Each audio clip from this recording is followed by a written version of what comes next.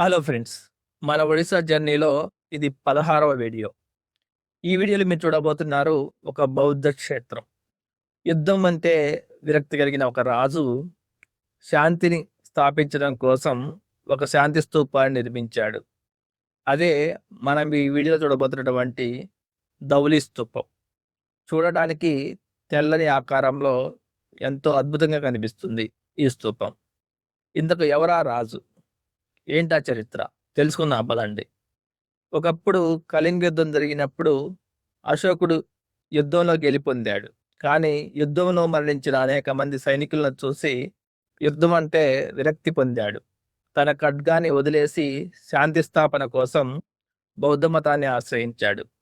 అలా ఆ యుద్ధం జరిగిన ప్రదేశంలోనే రాయిని గుర్తుగా వదిలాడు. శాంతికి గుర్తుగా. అదే ఇప్పుడు మనం చూస్తున్నటువంటి ఫుల్ వీడియో కావాలంటే కింద చెక్ చేయండి. Thank you.